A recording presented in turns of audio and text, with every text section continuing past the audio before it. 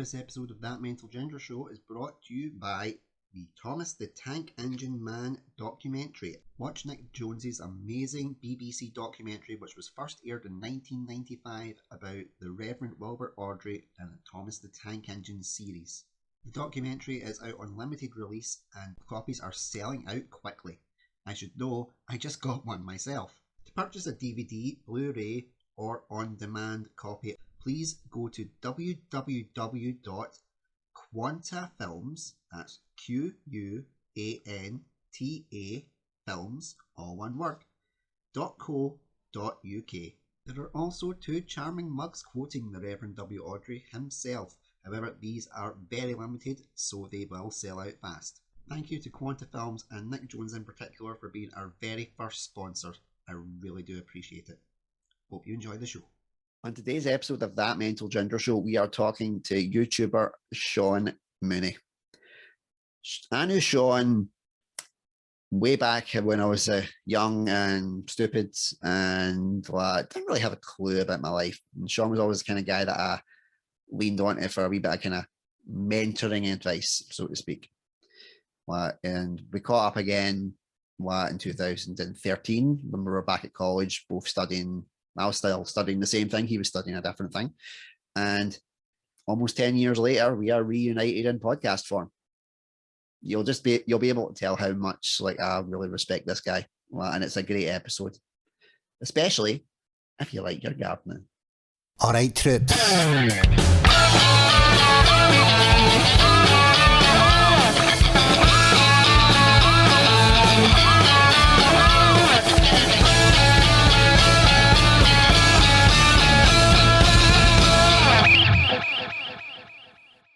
Hi, how you doing? You all good? Shaun, it has been almost a decade of destruction since we last saw each other. How you been keeping? Ups and downs, the way of everybody, I suppose.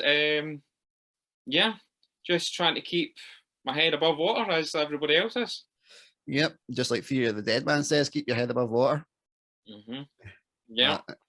I know. I was trying to think of the last thing that we saw each other. It would have been when I went back to college the second time to finish my HND in 2013. Right. Because you were at college as well. Yeah.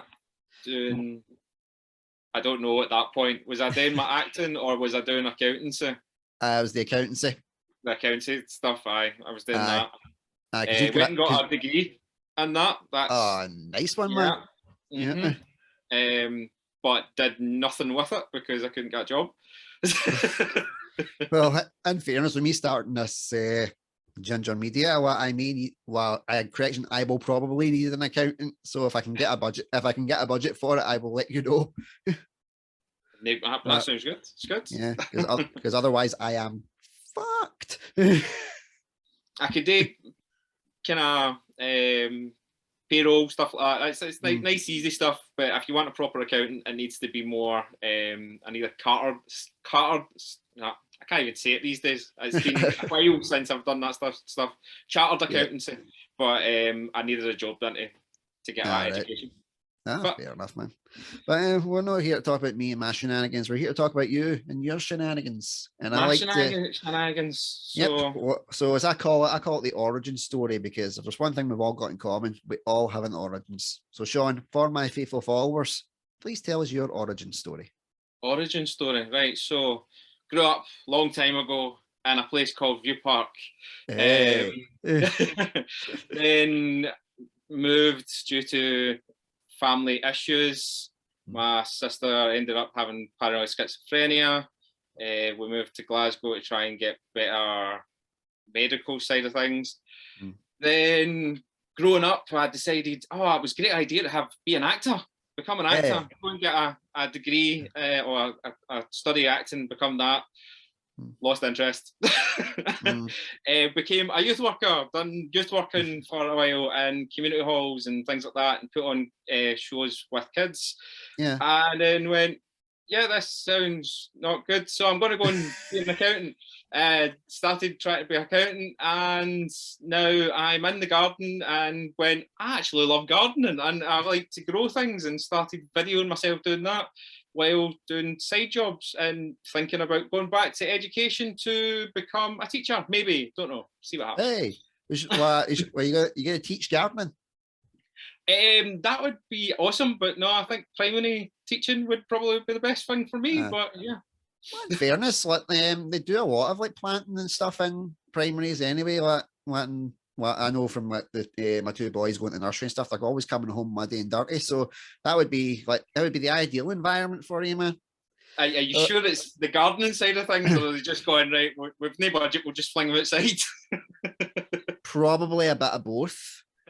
What because they know their dad is like a massive hermit, so it's like the only time they get out to play. I can't help it. Gingers don't like the outside world. It's because of the sun. The sun's so dangerous. The sun is a nightmare, man. Really? Like, because my wife is like, why do you not like the sun? Is like, and I'm like, well, it's very simple. It can kill you. Yes, it can. I've actually learned recently that, you know, the weed sticky willy. Yes. Oh man, is that just a Scottish term for it, or is there like an actual like horticultural? Is that the right word? Term? It's yes and no, because it's a weed. Each culture has its own term for it, and because it's mainly in Scotland and the borders, it's sticky willy.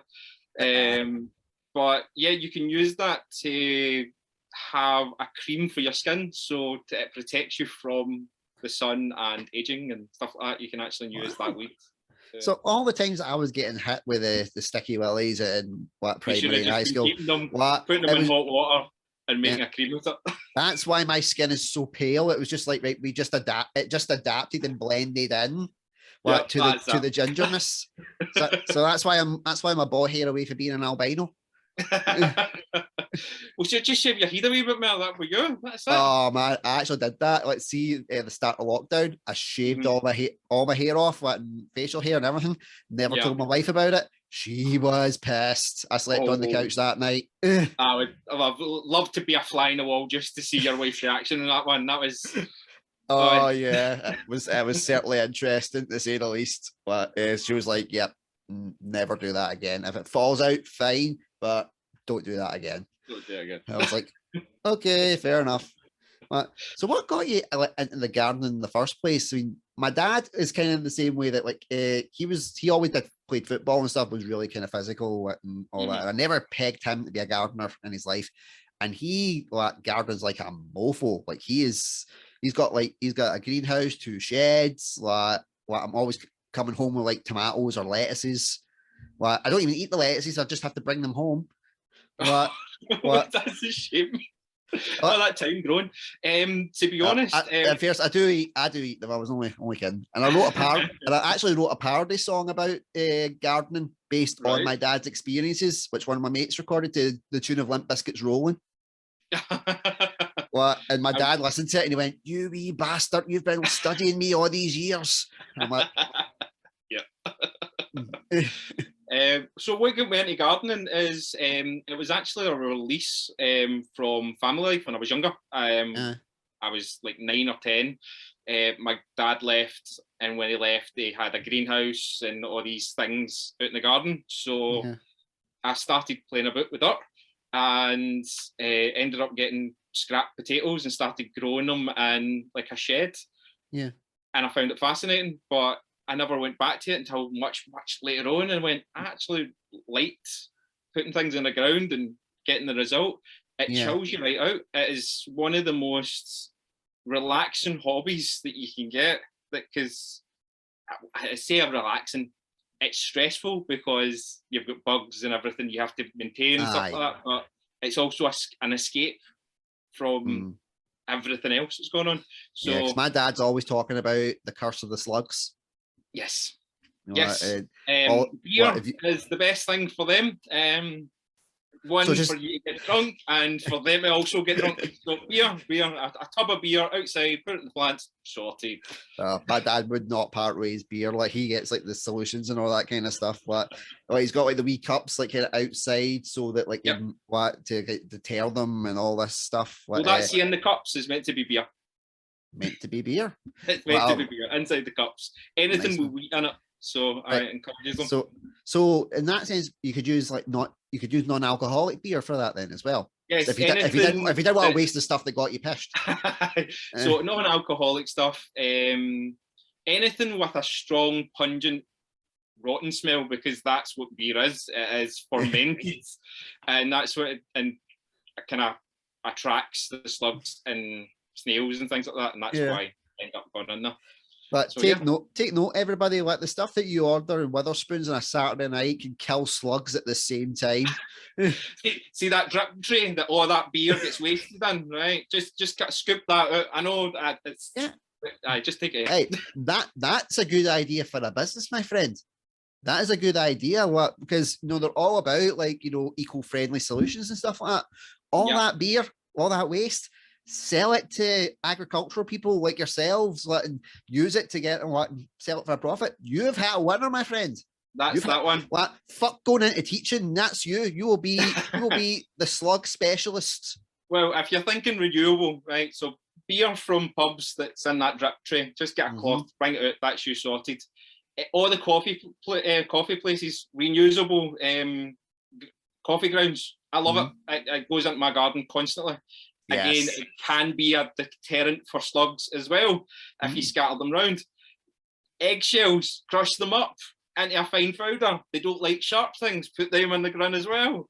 There's so many. Oh man, another idea: do a Netflix documentary about a slug serial killer. Well, there's kind of a YouTuber already out there who does kind of use scissors and goes about their garden a little bit more gory kind of style, and it is like a serial killer video. It is disgusting. Oh man! So you're part officially of that kind of YouTube agricultural community, because I was going to because my dad again he watches them to get tips and tricks and stuff, so I was going to recommend them to watch your stuff, but I've watched a bit of it for my stalking, or as we call it, market research these days. But what I want you to enlighten all my followers, tell me about your channel, what's about, what's your style, the process. Okay. So I feel like you're back in acting class, man. Let me giving you the dissertations. Okay, so basically my niche, what I call it, is reusable, repurpose, regrow. Just basically, if you've got it in your life and it would be gone in the bin, I bet you'll find a way to put it in the garden, because I've got a bathtub. Well, I did have a bathtub, but I've repurposed a bathtub into a worm farm for growing new things. I built a greenhouse out of plastic bottles to try and get that. The roof collapsed last year, but I'm going to put an actual plastic seal over the top, but that's still functional. Yeah. I used industrial venting systems for a strawberry tower because I just could. That somebody got it out of skip and went, "Do you think you can use that?" Somebody's got a broken snowboard that they gave me, and they went, "Do you think you could find something to use it for?" And my project now is to use it in a decorative piece for the garden, for an archway that I've used, an old trampoline poles to try and put them again. But these are all projects in the future a wee bit, because I'm still in the process of trying to fix my raised garden bed that I use all recyclable pallets for. Nothing in my garden I have really went out to buy, because you can reuse it. Wow, so, that's absolutely amazing, man. Like the eco warrior of View Park right there. You can, aye. Yeah. So how many for the followers, how many subscribers have you gained so far? 205 followers. That's all I have so far. It is a slow burning community, but gardening is a very slow burning community. Definitely, man. So if anybody is interested in learning about any of these kind of things, hit me up, have a message. I've also got a video coming out next week about eco-friendly and festival that I went to, and they showed us about edible plants, what they're kind of doing across the rest of the country. So if you want to check that out, it's available next week, next Monday. So since we're on it anyway, can I drop the socials where they can find you? Where's the best places that they can go? YouTube, just type in Dafty in the garden, all one word. Facebook, Dafty in the garden, all one word. It's on there. We've got a Twitter page. We've got an Instagram. We also have a Pinterest, but it's very been little kind of putting that up. But yeah, mainly Twitter, Instagram, and Facebook. That's your three ways to find me, and YouTube. So basically, all the three that are at the bottom behind me, what is the same deal for you? Find them in all those. Find them in all those. Dafty in the garden. If I find a way to put something on the screen here, I would have, but I don't have a clue. Yeah. Well, don't worry, I don't have a clue either. That's why, if you send me the links later on, like in a message, I will add them. And at the time of this recording, they will be in the description below. So please subscribe if you haven't already, because I'm all about helping fellow Coatbridge College performers find their way in life. And get if you back. Just like gardening, it's a pastime. I like it. It's not my future, but if you like gardening, you should check it out. Sunflowers, big one this year. So excited. Nice. How tall can sunflowers grow? I've heard like different things, like they can be like the size of fucking giraffes and stuff, and I'm like, is that right? Well, each breed is different. You can get the ones that will grow only like 4 foot, things like that. The ones I'm growing should grow up to about the world record is 10 foot. Wow. For them, mine should be roughly about 7 to 8 foot. If I get a world record, doubtful, but yeah, they'll be growing there as well. Also growing corn this year as well, which should grow up to about the same height. So yeah. Wow. So do you have like projects of things to grow like kind of every year? It's like my dad started with like the tomatoes, and he like was doing the tomatoes and the lettuce. Then he's like tomatoes, lettuce, potatoes, and now he's venturing into fruit territory as well. So is there always something that you're like, you know what, I want to try and grow that next? Yes. For a gardener, you're always got something. You go, I've never grown that before. I'm going to get a bash, and you'll fail 1,000 times. And one year you'll grow it, and it's like, how did I do that? That was amazing. So yeah, and my one is, I've grown totties before. I'm still growing totties. They're there.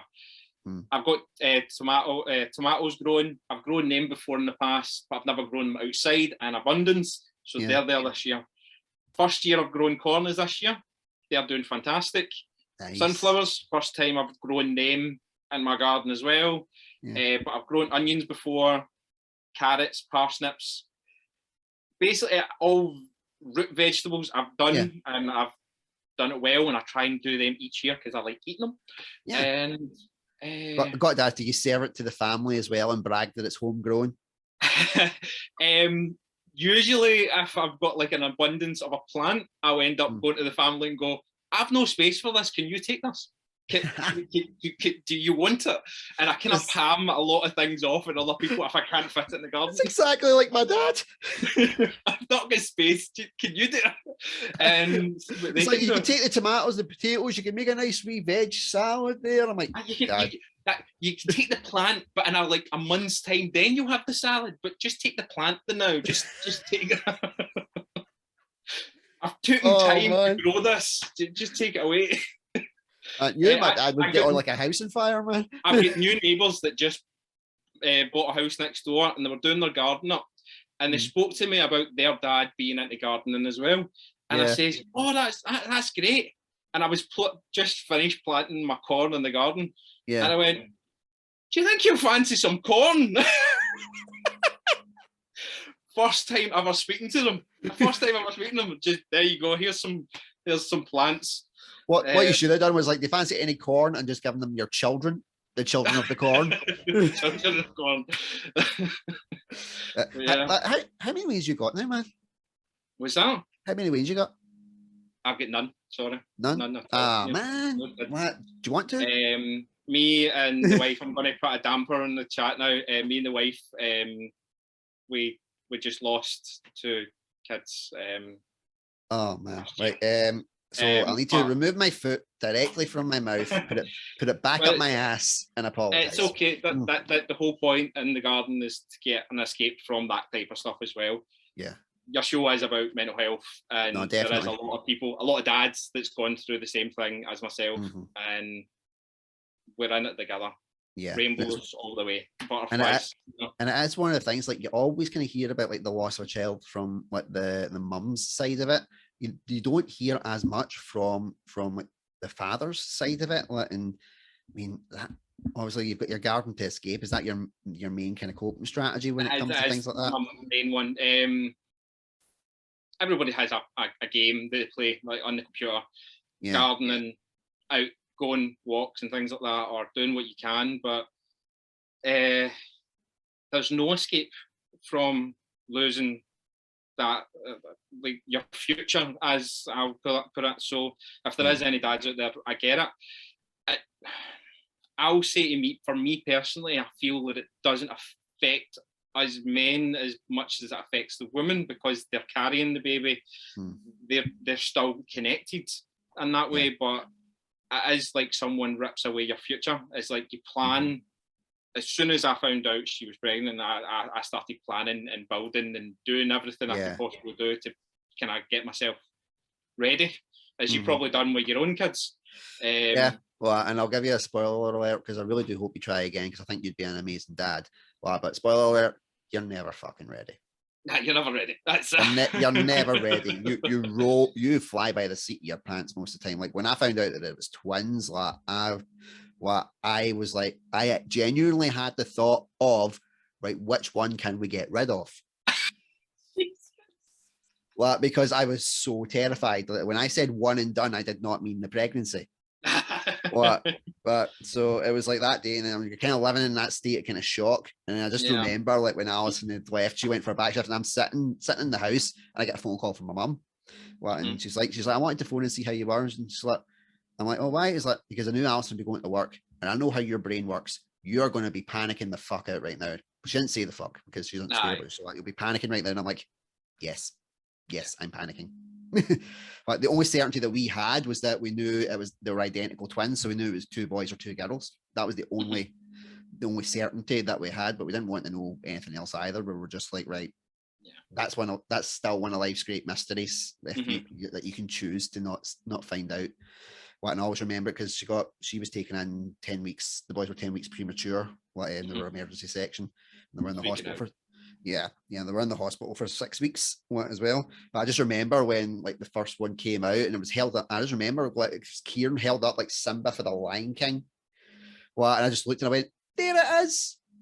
It's a boy." That's like you. All guys, I feel, is different as well. You went in a kind of panic mode, kind of freeze kind of style.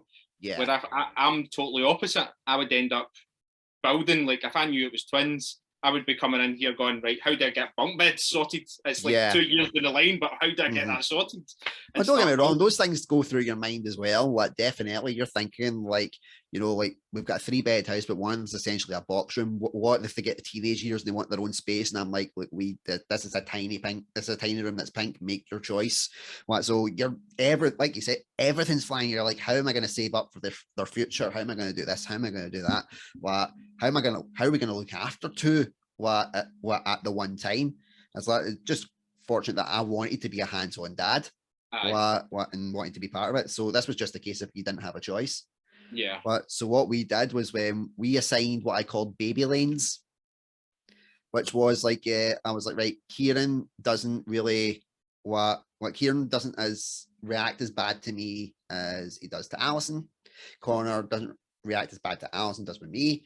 I'm like, right, because that means that if they're better around you, the quicker they go to fucking sleep. And you get more sleep. And you get that routine down with them. So for the first year, it was assigned baby lane. I was like, right, I was like, I take Kieran, you take Connor. And when they're in good moods, we switch. So we can still get the bonding. I like that. It's good. It's good. Yeah, it's all the different wee things. I tell people all the kind of stuff about it, with the advice and shit, and they're like, you don't give advice way normal people do. And I was like, what do you mean? He's like, you don't bullshit. And I'm like, well, there's no point in bullshitting, because you need to know you're going into quite literally a shitstorm. That's life, to be honest. And I think people that they kind of go around the bush or bullshit, as you put it, they make things slightly worse. You know what I mean? It's like, just be honest. Just say it as it is. get to the point. There's no kind of. I don't know where my train of thought has went away with wherever that went out there, but I'm losing my words. No, I know what you mean, man. What it is, it's just like don't sugarcoat it. Like it's tough, it's hard. Like men get postnatal depression as well. What I mean, I got it and I took a psychotic breakdown as well. What from it? What and you've constantly got to try and what you're changing your tactics every day, trying to basically adapt or die. What around, because you've got two tornado shit machines like firing at you, and you're like, oh my god, I don't know how I'm gonna go. I don't know how I'm gonna cope, and I'm always upfront about it. I was like, I never thought I would be a dad or a good dad, and that was where my crux, my anxieties came from. I was like, I never thought I'd be a good dad, and it wasn't until I went to like my therapist, and she was like, what do you see as being a good dad? And I gave her like a list of things that I thought that I wanted to be, and she's like, that's aiming for like the perfect dad, and you're never going to be that. You got to lower your expectations. Can I ask what the list was, if you don't mind? Or it was like I wanted them to be like stable. I wanted them to be secure. I didn't want them to have my mental health issues. I didn't want them being ginger. Like, oh god, what in case they got bullied like I did. I wanted them to be able to be like. I wanted to be the guy that was like, you know, confident, tough, but sensitive. I could like. That I'd be able to teach them to play football as well as I could to teach them a monologue. And I can't even kick a fucking ball. No. But so it was like all these kind of stereotypes and things that were there, and I was just rhyming them off, and just like, all you need to think about is, do you have a roof over their head? I was like, yeah. It's like, do they have food in their tummies? Yeah. And have they got clothes in their back? Yeah. It's just like, well, you're already doing better than most. Yeah. Is that because you don't even need all that. You're there. That's it. You're there. You're doing better than most. You're there. Yep, I'm literally in the firing line. That's it. And I think that's why I want to be a dad, is because I want to do all those things, but my way, if that makes sense. Yeah, and like Limp Bizkit says, my way or the highway. My way, but it's just my way, and at least I'll be there to show them this is my type of person. You'll meet thousands of different people out there in life, and you'll get the ones that will tell it true and be honest with you, and then you'll get the bullshitters and the other people. Definitely. And you just need to guide them on what ones and how you want them to kind of grow up, or what way you would guide them to be the best person they could possibly be. But again, well, it's all a learning curve, man, and like I've got every confidence that you would be a good dad, 100%, man. Like you've got that firm but fair nature about you, which a lot of parents like need to have these days. You wouldn't just go out and be like, I'm gonna beat the shit out of you, you wee bastard. But you're you'd be more like you're being a dick. Stop being a dick, you dick. That's always dick to dick. But don't use dick in this content. So don't go to school or nursery and call your teacher a dick. Yeah, definitely. That was the one of the things I had to really sort as they were getting up a bit, was tempering the swearing, because I used to I swear on here so much because I don't swear around my kids. Well, I always make sure that I don't swear around them. Like Alison sometimes can't hold back, so that just kind of happens. But I've really tempered it down, and I'm like, I need a release so I can be able to say fuck and not worry about it. And I'm like, podcast. The podcast. I'm trying my best not to, and because you're doing it, I'm like, I'm just gonna swear away here, because I've done my best to try and stop swearing. Yeah, I'm a bad influence, man. I encourage swearing.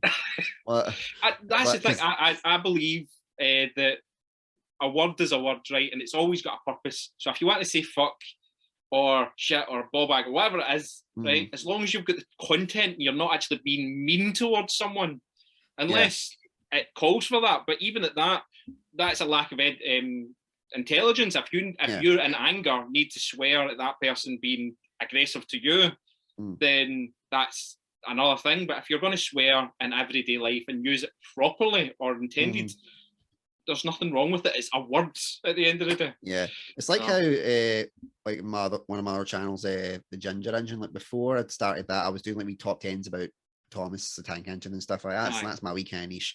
I'm not gonna lie, I've went on, I've watched them. Yes, I'm sitting there going, I remember Thomas. I remember this. Yes. Have you seen the one where I explain why Thomas is a ball bag? I can't remember, but I think I did. I was in the car. A lot of the time, it's like watching it on the phone, and then I need to put the phone away to go in somewhere. So, I think I watched that one. I think Thomas was a ball bag. Oh, aye. But like I say, I called him that like a worst Indians kind of video ages ago, and I got 3 death threats. Aye. What from because the Thomas, that niche on the internet, full stop. Thomas the Tank Engine's huge. Oh, aye, definitely. The amount of adult fans as well.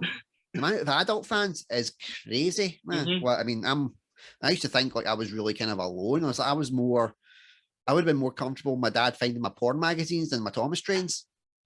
Well, at one point, and yeah, and now I'm like, well, there's a whole community like around the world for it. It's how dark it was as well. See, when I was watching it as a kid, I was like, yay, talking trains.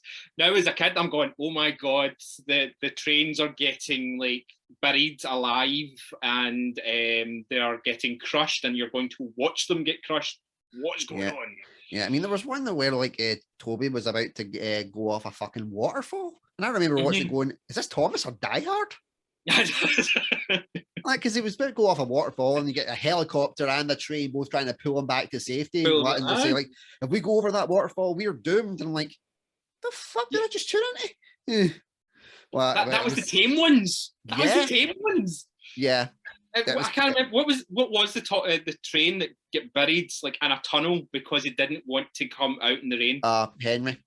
Henry. Didn't want to come in the rain, so they bricked him in a tunnel and went, okay, just live there from now on. Yeah, see, originally, the Reverend W. Audrey was going to leave him there. Yeah, and I know. And then the publishers went, no, get a story to round this off. What? Because you'll basically make the kids cry. And then you read the later books, and there's engines like falling off of mountains and dying. And then they say, "Oh, we used what happened to him? Yeah, you know the spare parts that you guys get. That's from that engine." And you're like, "What the fuck? Cannibalism?" I've got his engine now. Yeah. Okay, so you've got his heart or whatever. That's great. He was an organ donor. Yeah. Well, it says like after like but they didn't know that he was really joking, or was he? And I'm like, okay, terrified now. Well, and that's also one of the reasons why I do my channel is that there was a lot of dark shit and a lot of like things that adults appreciate as well. Because one thing that you will know as a parent, and I say will because you will be a parent, I can guarantee that. I already feel like I am, even though we've lost two. I'm parent of what we call angel babies. So no, definitely 100%, man. Wow, you'll read the stories to the kids, and they'll want, and if they find specific ones, they'll want them read 100 times over. And he wrote them with that in mind, so that like the parents wouldn't be like, "Oh my god, kill me." So, and that's why that series has lasted for over 70 years, whereas you get your ones like Paw Patrol and all that, and that's going to be just cannon fodder, and in a couple of decades time it'll be remembered, but you'll be like, all right, so they went to space and fought a dinosaur. Just go with the classics. Postman Pat, Thomas the Tank Engine, Fireman Sam. Forgot about him. Yeah, he's still going as well, and he's in CGI now. Postman Pat's still going, but I don't think he's in CGI yet. I think he's still in the live action kind of stop motion thing, and I'm really glad with that. He's not been beat yet. That's how it should be, to be honest. Too right. It's a dying industry as well, the stop motion stuff. Unless people kind of still use it, it's going to go. It really is, and I'll be able to drop this wee bit of news now because when it goes live, everybody else will know. But I'm actually going to be interviewing. Remember the Thomas the Tank Engine Man documentary, and it was an interview about he interviewed Wilbur Audrey, about his stories and how it got adapted to TV and stuff like that. It was out in 1995. I don't think I've seen that. And it was a BBC documentary, so it's getting re-released on like DVD and Blu-ray, and I'm getting to interview the guy who done the documentary. That's awesome. What? Because at the time it's recorded, I had a meeting with him in the afternoon, and he's amazing. Some of the stories that he's been able to tell about, like the Audreys and like the director David Mitton, Brett Allcroft, all that stuff like that. And when he filmed the documentary, being in that Shepperton Studios when they were filming an episode and seeing those engines, I was like, I was doing my best to try and keep nice and composed, because I'm like, yeah, well, I'm just wanting to hear it, and then be like, we'll arrange the meeting. Like, I'm really looking forward to meeting you. And I hit that log off button. I was like, so I was like, I have to tell everybody in the Thomas fan community because they're going to be so pissed. But that's a big deal. So well done, you. That's pretty awesome. It'll be the first one where I'll also be doing dropping the Ginger exclusive. It'll be a cross promotion because I'll release it on That Metal Ginger Show and the Ginger Engine. Boost those numbers, my friend. Boost them. That's it. You're doing well. I've seen it. I've seen you're doing really well. Thanks, man. Well, I really appreciate it. I'm just rolling with it and see how I go, and try and help people along the way, like yourself. I wish you nothing but success with the gardening. If anything, you'll definitely have at least 3 subscribers from my channels, and probably my dad as well.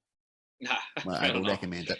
While I'm here as well, I'm going to plug one of my other channels as well. It's like the Dafty on Tour, where because the independence referendums might be coming back up again, I'm going to do a series on the independent wars of Scotland and all what William Bruce went through years ago. That's another thing I do. It's find them through my Dafty channel. I've got a small community there. It's only like 6. Me, my man. But yeah, I'm going to do that as well. So small community. That's awesome, man. If you need, I was interviewing a couple of people that were from the Alba party, and they're into the independent side. I'll get you plucked from obscurity. Because normally I do the roundup question of the mental health stuff, but we did touch on it during which. So I'm just gonna ask some questions that I want to ask you, my friend. As 1-to-1, you ever plan on getting back into acting? Unlikely. If something comes up or somebody wants me to do something somebody I know that says I'm doing this, do you want to take part in it? 100% I'll go and help them out. I'll do it, because one of my friends who's just passed away last year, I used to do a lot of YouTube stuff for her. Let's Make Films. Was that Alison? Alice McCabe, yeah. Yeah, I seen that. So when she passed away, she got me to do quite a lot of reacting bits, and we've done things like Dr. Wah, a spoof of Doctor Who. Yeah. The Balance, which was a man who was burgling people and getting stabbed, and I was doing acting, things like that. But yeah, I'm not going to pursue it. But if somebody goes, I'm doing this, do you fancy helping us out with filming, doing it, or acting, side person, I'll do it. But I'm not going to pursue it. No. That's good, because obviously I will be recruiting. That's why I was asking. Because see, we said, if somebody asked, and I was like, light bulb. So yeah, that's something I would do. If I know somebody that wants to do it, but I'm not pursuing it as such. Yeah, definitely, man. Shaun, thank you so much for coming on, man. It's been a pleasure to catch up with you again. And we're definitely not going to leave it longer than 10 years this time, because I'm kind of now like the ginger hairpiece. Once you get me, you're stuck with me. That's fine. I'm happy with it. I'm a kind of guy where I'm laid back, and if you want to talk to me, and reach out to me. But I'm here to help, and if you do want to speak to me again or whatever, I'll be here. Just let me know when we leave, and I'll do my mad bye-bye stuff. Yeah, definitely. So until next time, my faithful followers, I've been Andrew Durnan. This has been one hell of a guy, Shaun Mooney. Check out his stuff. Give him all the love and support that you can, because I want to blackmail him to come back and do work with me. Good. Right, Dafty in the garden then. Peace out. Bye-bye. Yep. Take care. Stay safe. You too. Bye-bye.